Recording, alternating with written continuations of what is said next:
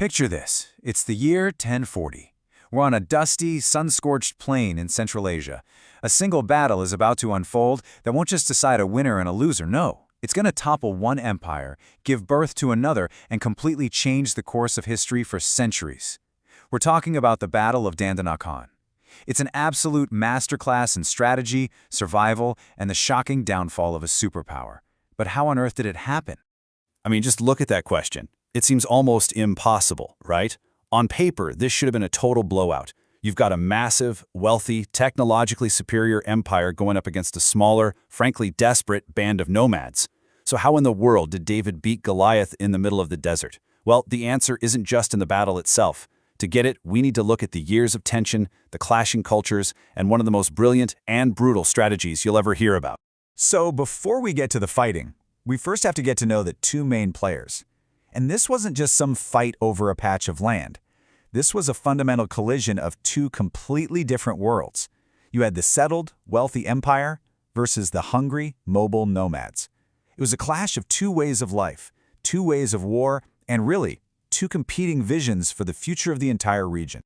Okay, so in one corner we have the establishment, the Ghaznavid Empire. These guys were a big deal. The empire was forged by former Turkic Mamluks. Think of them as a class of elite slave soldiers who rose up and took power for themselves, and by this point, the empire was a powerhouse, thanks to the legendary Mahmud of Ghazni, who led something like 17 invasions into India and brought back unimaginable wealth. His son, Sultan Masud I, inherited this sprawling, powerful empire. It was a military juggernaut, famous for its elite armored cavalry, diverse infantry, and of course, its terrifying war elephants. And in the other corner, you've got the challengers, the Seljuk Turks. They were a branch of the Oghuz Turks, nomads from the huge Eurasian steppe. And they were people on the move, led by the grandsons of their namesake, Seljuk. They had recently converted to Sunni Islam and had a reputation as fierce warriors on the frontiers of the Islamic world. But you know what? More than anything, they were desperate. They'd been pushed out of their ancestral lands, so they weren't just fighting for glory, they were fighting for a place to call home. And when you put them side by side like this, the difference between them is just stark. It's night and day. On one hand, you have the Ghaznavids, led by Sultan Masud. They've got this massive, multi-ethnic army built for one thing, crushing enemies in a single big, conventional battle. On the other hand, you have the Seljuks, led by the brothers Tuhrul and Chagri Beg. Their army was made up entirely of light horse archers, built for speed and endurance. And their goals couldn't be more different. Masud wanted to squash a nuisance and keep his empire looking strong. Tuhrul and Chagri, they were fighting for the very survival of their people. Right, so a confrontation this epic doesn't just pop up out of nowhere. It was actually the explosive finale of 5 long years of escalating conflict, broken promises, and a series of fateful choices that put these two powers on an unavoidable collision course. So it all kicks off in 1035. The Seljuks get forced out of their lands by another group, and they end up at the border of the Ghaznavid province of Khorasan. Now, it's important to remember, they didn't show up as an invading army. They were refugees. They actually sent a letter to Sultan Masud explaining how desperate they were. They pledged their loyalty and offered to serve as his border guards in exchange for just a little bit of land to graze their animals. They basically pleaded, "We have nowhere else to go." But Sultan Masud didn't see potential allies. He just saw a threat. He was, deeply suspicious of nomads. They'd caused trouble for his empire before, so he saw their request not as a plea for help, but as a challenge to his authority. So instead of diplomacy, he chose force. He flat out rejected their offer and sent a large army to kick them out. And that decision, well, it would turn out to be one of the most catastrophic miscalculations in his empire's history. So the Ghaznavid army meets the Seljuks near a place called Nasa. At first, the imperial troops win easily, no problem. But then they get arrogant. As they're breaking formation to argue over the loot, the Seljuks, led by the brilliant tactician Chagri Beg, just turn right back around and absolutely crush them. This stunning win gave the Seljuks a huge boost of confidence. And over the next 5 years, things just started to snowball. They took key cities like Merv, and then, in 1038, the major city of Nishapur. For Mas'ud, that was the last straw. He decided he had to deal with this himself, personally. In 1040, he gathered the grand army of the empire to march into Khorasan and wipe the Seljuks off the map for good.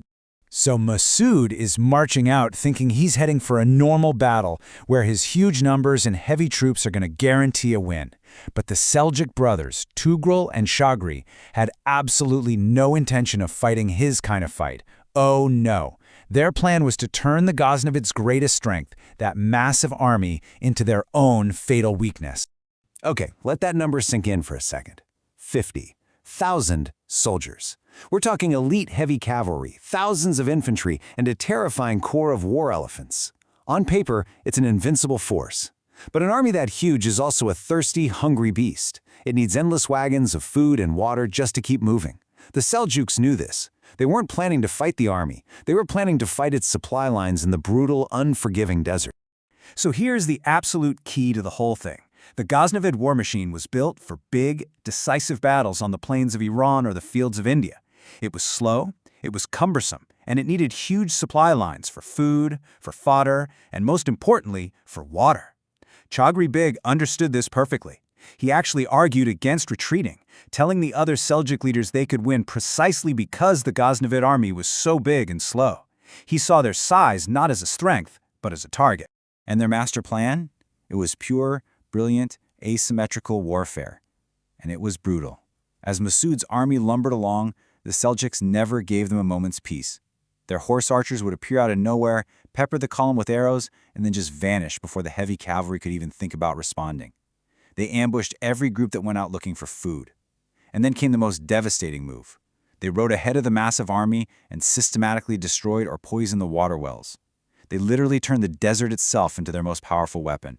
The effect was absolutely catastrophic. For weeks, under that harsh desert sun, the mighty Ghaznavid army was just bled dry. Soldiers and animals were dying from thirst and exhaustion. Discipline completely crumbled, morale hit rock bottom. You read these accounts of elite guards and regular soldiers literally fighting each other over the last few drops of water. So by the time this ghost of an army finally limped its way to the fortress of Dandanaqan, it was already beaten. The final battle was just a formality. All right, so this brings us to the climax of the story. The stage was set, not for some glorious battle between two mighty armies, but for the final, almost merciful push that would topple a broken giant. On that fateful day, the two forces finally lined up for a real battle. But the army facing the 16,000 fresh, disciplined Seljuk warriors wasn't the 50,000-strong juggernaut that had left months earlier. No, what stood before them was a parched, starving, and mutinous mob that was about to completely fall apart. And the collapse was swift and total. The Ghaznavid soldiers were just too weak to fight. The Seljuk horse archers used their speed to surround and overwhelm the disorganized mess.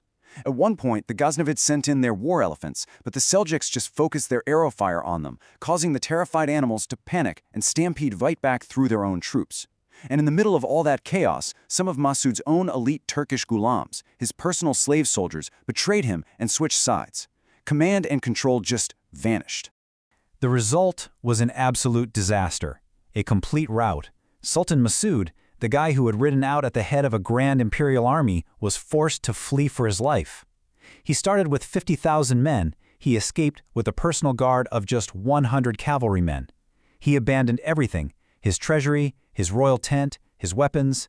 The entire legacy of his empire was just left behind on that battlefield.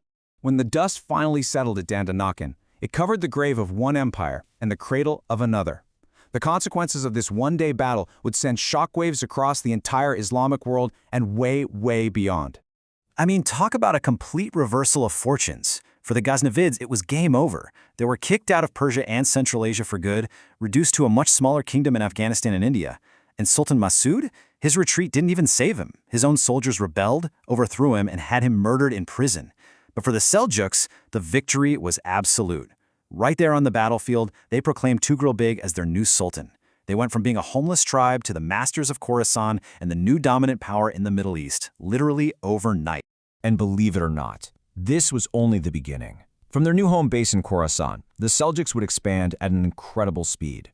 Within 15 years, Tughril Beg would march into Baghdad itself and be recognized as the protector of Sunni Islam. The empire he founded would eventually fight the Crusaders and, famously, defeat the Byzantine Empire at the Battle of Manzikert, which opened up modern-day Turkey to Turkic settlement. And all of that, every single bit of it, was made possible by what happened at Dandanaqan. You know, there's a quote from someone who lived back then that just says it all. This wasn't just another battle. It was a turning point. It was an earthquake that shifted the political, cultural, and demographic map of the world. A new power, born from the desert sands, had just arrived on the world stage. So in the end, the story of Dandanaqan leaves us with this timeless question, doesn't it? The Ghaznavid Empire had all the wealth, the numbers, and the tradition on its side. But the Seljuks, they had desperation, adaptability, and a strategy that was perfectly designed for their environment.